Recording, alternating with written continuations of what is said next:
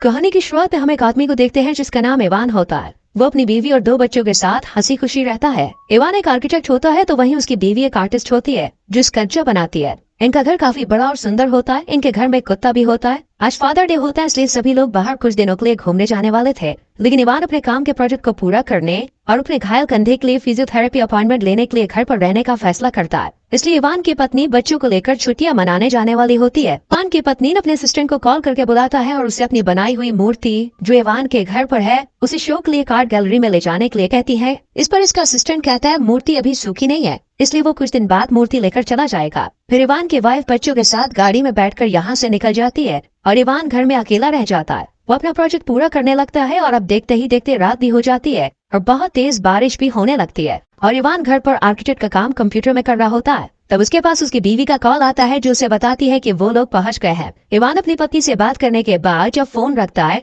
तब उसके घर की बेल बजती है। फिर इवान देखने के लिए जाता है और दरवाजा खोलता है तो उसे वहाँ 2 लड़कियां बारिश में भीगी हुई दिखाई देती हैं। वो इवान से कहती हैं कि वो पार्टी में जा रही थी लेकिन वो रास्ता भटक गयी और उनका फोन भी बारिश में भीगने के कारण काम नहीं कर रहा। वो दोनों लड़कियां बताती हैं कि वो दोनों काफी देर से मदद मांगने के लिए किसी को ढूंढ रही हैं। ये सब जानकर इवान दोनों लड़कियों को घर के अंदर आने को कहता है। तो वो दोनों अंदर आती हैं। इन लड़कियों में एक का नाम बेल होता है और दूसरी लड़की का नाम जेनेसिस होता है। इवान उन्हें अपने आप को सुखाने के लिए टॉवल देता है और आईपैड भी देता है ताकि वो अपनी पार्टी की लोकेशन ढूंढ पाए। लड़कियों को पता चलता है कि उनकी पार्टी की लोकेशन यहाँ से काफी दूर है। ये जानकर इवान उन लड़कियों के लिए एक कैब बुक कर देता है, लेकिन कैब के आने में 45 मिनट लगने वाले होते हैं। बेल और जेनेसिस इवान की मदद के लिए उसका शुक्रिया अदा करती है और इवान से कहती है क्या वो कैब आने तक अपने कपड़े सुखा सकती है, क्योंकि वो गीले कपड़ों में पार्टी में नहीं जाना चाहती। इवान उन्हें पहनने के लिए टॉवल देता है और उनके कपड़े लेकर ड्रायर में सुखाने के लिए रख देता है। फिर इवान उनके लिए कॉफी बनाता है और उनसे बातें करने लगता है। लड़कियों को वहाँ घर जैसा महसूस होता है। वो इवान का म्यूजिक सुनती हैं और उसके गानों का कलेक्शन देखकर काफी खुश होती हैं। इवान उन लड़कियों को बताता है कि वो शादीशुदा है और उसका परिवार अभी छुट्टियां मनाने गया है, जिससे लड़कियों को पता चलता है कि इवान घर पर अकेला है। तब वो उसकी तारीफ करने लगती है और कहती है कि हमें नहीं लगता कि आप शादीशुदा हैं क्योंकि आप देखने में बहुत यंग लगते हैं। बेल और जेनेसिस इवान को बताती है कि वो दोनों एयर हॉस्टेस है और उन्हें घूमना काफी पसंद है। दोनों लड़कियां इवान के पास आकर उसके साथ फ्लर्ट करने लगती है। ये बात इवान को पसंद नहीं आती, इसलिए वो दूसरी कुर्सी पर जाकर बैठ जाता है। दोनों लड़कियां इवान से उसकी पत्नी के बारे में पूछने लगती हैं। इस पर वो उन्हें सब कुछ बताता है। वो लड़कियां बात करते हुए इवान से पर्सनल और अजीब सवाल पूछने लगती हैं, जैसे कि उसका किसी के साथ अफेयर है या फिर नहीं। इस पर वो कहता है नहीं, क्योंकि इवान अपनी पत्नी से बहुत ज्यादा प्यार करता है। लेकिन बेल और जेनेसिस गलत बातें करने लगती हैं और कहती है कि अफेयर करने में कोई बुराई नहीं है। ये सब सुनकर इवान को अच्छा नहीं लगता। वो उन्हें इग्नोर करने की कोशिश करता है और अपने फोन में देखता है कि 5 मिनट में कैब आने वाली है। तभी जेनेसिस बाथरूम में चली जाती है और बेल म्यूजिक चलाकर इवान के साथ डांस करने लगती है और उसे किस करने की कोशिश करती है, पर इवान उससे दूर हो जाता है और उन लड़कियों के कपड़े जिन्हें इवान ने सुखाने के लिए रखा था उसे लेने जाता है। जब इवान कपड़े देने के लिए बाथरूम से बाहर उन्हें आवाज लगाता है तो वो बाथरूम से बाहर नहीं आती। वो कहता है बाहर आओ, तुम्हारी कैब आ गई है। पर इवान के बार बार कहने के बाद भी जब लड़कियां कोई जवाब नहीं देती तो वो अपनी आंखों को हाथ से ढक कर उन्हें कपड़े देने के लिए बाथरूम में चला जाता है। वहाँ इवान उन लड़कियों को बिना कपड़े के नहाते हुए देखता है। इवान उन्हें यहाँ से चलने के लिए मनाने की कोशिश करता है, लेकिन दोनों लड़कियां उसके पास आने लगती है और उसे बहकाने की कोशिश करती है। पर इवान अपनी पत्नी को धोखा नहीं देना चाहता है। वो उनसे दूर होने लगता है, पर बेल और जेनेसिस उसे पकड़ लेती है और उसे छोड़ने वाली नहीं थी। वो उसके करीब आ जाती है। इवान बिना चाहते हुए उनके साथ करीब हो जाता है। वहीं कैब का ड्राइवर बाहर इंतजार करने के बाद यहाँ से चला जाता है। अगली सुबह जब इवान उठता है तब उसे अपनी गलतियों का पछतावा होता है। इवान देखता है कि लड़कियां घर से गई नहीं है, उन्होंने किचन का बुरा हाल कर दिया है और ऐसा बर्ताव कर रही होती है मानो ये उनका घर हो। ये सब देखकर इवान को बहुत गुस्सा आता है। तभी इवान के पास उसकी पत्नी का वीडियो कॉल आता है, इसलिए वो घर के बाहर बात करने के लिए चला जाता है। पर दोनों लड़कियां उसे गंदे इशारे करके डिस्टर्ब करने लगती हैं। ये देखकर इवान जल्दी से बात खत्म करके फोन रख देता है और फिर लड़कियों पर गुस्सा करके यहाँ से जाने को कहता है। कुछ देर बाद इवान देखता है कि उन्होंने उसकी पत्नी की बनाई हुई मूर्ति को खराब कर दिया है। ये देखकर इवान अब ये सब सहन नहीं कर पाता और पुलिस को बुलाने की धमकी देता है। पर दोनों लड़कियां हंसते हुए कहती हैं कि वो अंडर एज है, इसलिए अगर पुलिस आएगी तो इवान को जेल जाना पड़ेगा, क्योंकि कल रात उसने उनके साथ बहुत कुछ किया। इवान बेल और जेनेसिस को पैसे देने की पेशकश करता है, लेकिन वो लेने से मना कर देती है। तभी इवान के दरवाजे पर बेल बजती है। वो जाकर देखता है कि उसकी पत्नी की दोस्त आई है जो उसके कंधे की चोट के बारे में पूछने के लिए आई थी। ये दोनों बात कर ही रहे होते कि अचानक जेनेसिस इवान के पास आकर उससे चिपकने लगती है। ये देखकर वो औरत सोचती है कि इवान का अफेयर चल रहा है। इसलिए वो गुस्से में उसे बुरा भला कहकर वहाँ से चली जाती है। इवान बहुत ज्यादा गुस्से में दोनों लड़कियों के पास आता है और उन्हें जबरदस्ती घर से बाहर निकालने लगता है, पर वो दोनों उसकी बात नहीं मानते। तब इवान परेशान होकर पुलिस को कॉल करके चोरी की रिपोर्ट करने की धमकी देता है। तब वो दोनों डरकर घर से जाने के लिए मान जाती है। फिर इवान बेल और जेनेसिस को अपनी कार में बैठाकर उन्हें उनकी बताई हुई जगह पर छोड़ देता है। जब इवान अपने घर लौटता है तो वो लड़कियों द्वारा की गई गंदगी को साफ करता है। रात में जब इवान आर्किटेक्ट का काम कर रहा होता है तो उसे कुछ टूटने की आवाज सुनाई देती है। जब इवान देखने जाता है तो उसे अपने परिवार की टूटी हुई तस्वीर का फ्रेम दिखाई देता है।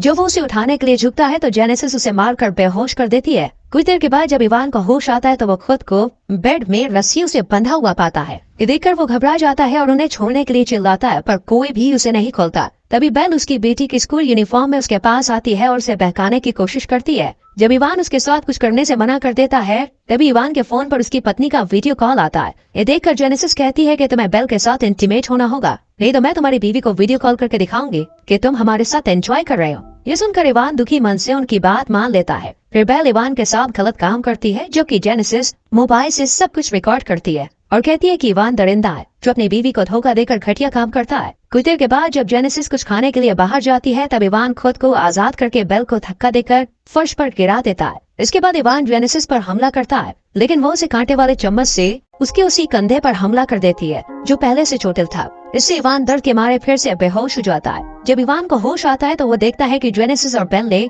उसे बिजली के तार से बांध दिया है और वो कुर्सी में बंधा हुआ है। दोनों लड़कियां इवान के साथ एक गेम खेलती हैं जिसमें अगर वो गलत जवाब देता है तो वो उसके कानों में लगे हेडफोन में तेज म्यूजिक सुनाकर उसे टॉर्चर करती है और उसे घटिया बातें कहती है। तभी घर का दरवाजा कोई खटखटाता है। ये देखकर लड़कियां इवान के मुंह में कपड़ा ठूस कर उसे दूसरे कमरे में रखकर उसके चेहरे को ढक देती है। फिर जेनेसिस दरवाजा खोलती है और देखती है कि इवान की पत्नी का असिस्टेंट मूर्ति लेने के लिए आया है। जेनेसिस उससे कहती है कि वो इवान के भतीजी है और बेल उसकी दोस्त। वो आदमी देखता है कि घर की हालत खराब है और मूर्ति टूटी हुई है। उसे लड़कियों पर शक हो जाता है। तभी उसे इवान के चिल्लाने की आवाज सुनाई देती है। वो इवान को एक कमरे में बंधा हुआ पाता है और उसे आजाद करने लगता है। तभी वो देखता है कि लड़कियां मूर्ति को तोड़ने लगी हैं। वो उन्हें रोकने के लिए दौड़ता है, लेकिन तभी उसे अस्थमा का दौरा पड़ता है। उसे पता चलता है कि लड़कियों ने उसका इनहेलर ले लिया है। वो उसे इनहेलर लेने की कोशिश में फिसल कर गिर जाता है और उसके सर पर चोट लगती है, जिससे उसकी दर्दनाक मौत हो जाती है। इवान को उस आदमी की मौत से बहुत बुरा लगता है, जबकि लड़कियां हंस रही होती है। ये देखकर इवान समझ जाता है कि ये लड़कियां साइको है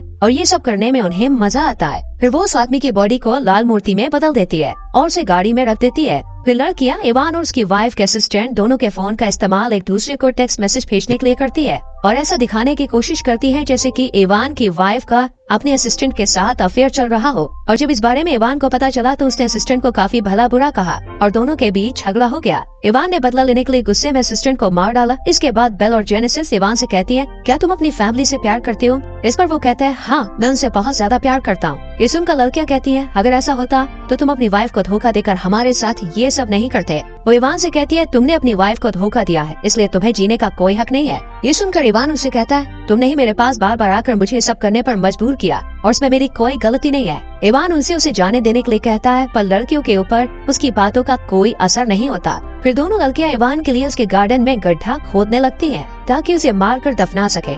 यहाँ इवान को पता होता है कि उसे किसी भी हालत में यहाँ से जल्दी निकलना होगा। तभी उसे अपने सामने आईपैड दिखता है। इससे पहले कि वो कुछ करता तभी उससे पहले लड़कियां यहाँ आ जाती है और आईपैड को उठाकर फेंक देती है। वो इवान को टॉर्चर करती है और यहाँ पे हमें पता चलता है कि ये लड़कियां काफी पहले से इवान पर नजर रख रही होती हैं। ये दोनों इवान के घर में तोड़ फोड़ करती है और घर का सामान इधर उधर फेंक देती है। फिर वो इवान के पास आकर उसे परेशान करती है और टॉर्चर करते हुए उसके बाल काट कर छोटा करती है। उन्हें घर का सामान फेंकते हुए इवान की एक छुपाई हुई गन भी मिलती है। वो दोनों इवान से कहती है, अब हम दोनों तुम्हारे साथ लुका छुपी खेलेंगे और अगर हमने तुम्हें ढूंढ लिया तो हम तुम्हें शूट करके खत्म कर देंगे। इवान को आजाद कर दिया जाता है और उसे यहाँ से भागकर छुपने को कहा जाता है। इवान भागकर घर में काफी देर तक छुपा रहता है, पर कुछ देर बाद भागते हुए इवान गिर जाता है और जेनेसिस बंदूक की नोक पर उसे पकड़ लेती है। इवान जोर जोर से चिल्लाकर मदद के लिए चीखता है, लेकिन उसकी आवाज सुनने वाला कोई भी नहीं होता। अगले दिन दोनों लड़कियां इवान को बांधकर खोदे हुए गड्ढे में जिंदा दफना देती है और उसके सर को बाहर की तरफ रखती है। इवान उनसे कहता है, तुम मुझे मत मारो। इस पर वो कहती है, हम तुम्हें कभी मारने वाले नहीं थे। दरअसल लड़कियों को लड़कों के साथ मजा करने का शौक है। वो लड़कों को अपना टारगेट बनाती है जो अपनी फैमिली को धोखा दे सके और उनके साथ इंटीमेट हो सके। और उन्होंने पहले भी शादीशुदा मर्दों को बहकाया है और उनके घरों को बर्बाद किया है। ये सब करना उनके शौक का हिस्सा था। ये ना तो लड़के एयर होस्टेस है और ना ही वो अंडर एज है। ये सब जानकर इवान रोने लगता है। फिर जेनेसिस इवान को वो वीडियो दिखाती है जब वो बेल के साथ इंटीमेट हो रहा है, वो इसे इवान के फेसबुक पर अपलोड करती है और फिर दूसरे शिकार की तलाश में निकल पड़ती है और अब वो इसी तरह दूसरे हंसी खुशी परिवार की जिंदगी बर्बाद करेगी। उन्होंने इवान को मिट्टी के अंदर दफनाते हुए सिर्फ सर बाहर निकालकर उसे इसी हाल में तड़पने के लिए छोड़ दिया। कुछ देर बाद जब इवान की पत्नी और बच्चे घर पे पहुंचते हैं तो वो देखते हैं कि घर का सामान यहाँ वहाँ बिखरा हुआ है, जिससे वो समझ जाते हैं कि कुछ बुरा हुआ है। तभी उन्हें गार्डन से चिल्लाने की आवाज आती है। वो जाकर देखते हैं कि इवान को मिट्टी के अंदर दफनाया गया है। इवान की वाइफ उसे जल्दी से जिंदा बाहर निकालती है। इवान बच तो गया था पर उसका रिश्ता पहले जैसा नहीं रह पाएगा और इसी के साथ मूवी खत्म हो जाती है। अगर आप मेरे चैनल पर नए हैं तो मेरे चैनल को सब्सक्राइब कीजिए, लाइक कीजिए और बेल आइकन के बटन को प्रेस कीजिए।